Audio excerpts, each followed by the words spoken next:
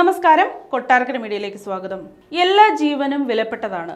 അത്തരമൊരു ജീവൻ നടു റോഡിൽ കിടന്ന് പിടഞ്ഞപ്പോൾ മനുഷ്യനാണോ മൃഗമാണോ എന്ന് ആലോചിക്കാതെ 2 യുവാക്കൾ ആശുപത്രിയിൽ എത്തിച്ചു. ഇന്നലെ വൈകിട്ട് 5-ന് കാവനൂർ ചെങ്ങരയിലാണ് സംഭവം. നടു റോഡിൽ രക്തത്തിൽ കുളിച്ചു കിടന്ന അമ്മ കുരങ്ങും അതിൻ്റെ ശരീരത്തോട് ചേർന്ന് കിടന്ന കുട്ടിക്കുരങ്ങും. അമ്മ കുരങ്ങിനെ ഏതോ വാഹനമിടിച്ച് ഗുരുതരമായി പരിക്കേറ്റതാണ്. ആ സമയം അതുവഴി വരികയായിരുന്നു മഞ്ചേരി തുറക്കൽ സ്വദേശി അനസ് കുരിക്കളും പയ്യനാട് പുഴങ്കാവ് സ്വദേശി സിദ്ദിഖ് അനസും.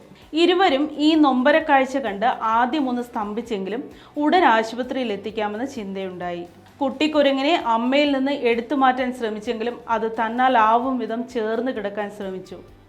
അമ്മ കുരങ്ങിൻ്റെ ആന്തരിക അവയവങ്ങൾ പുറത്തു വന്നിരുന്നു. പക്ഷേ ശരീരത്തിൽ ജീവന്റെ തുടിപ്പ് ബാക്കിയുണ്ടെന്ന് മനസ്സിലാക്കിയ ഇരുവരും കുട്ടിക്കുരങ്ങും അമ്മയുമായി കാറിൽ ആശുപത്രിയിലേക്ക് കുതിച്ചു. 8 കിലോമീറ്റർ ദൂരം സഞ്ചരിച്ച് മഞ്ചേരി നെല്ലിപ്പറമ്പിലെ സ്വകാര്യ മൃഗചികിത്സാ കേന്ദ്രത്തിലെത്തിച്ച് ചികിത്സ നൽകിയെങ്കിലും ആന്തരിക അവയവങ്ങളടക്കം പുറത്തു വന്ന നിലയിലുള്ള അമ്മ കുരങ്ങിനെ രക്ഷിക്കാനായില്ല. പ്രാഥമിക ചികിത്സ നൽകി കുഞ്ഞിനെ രക്ഷപ്പെടുത്താൻ സാധിച്ചു.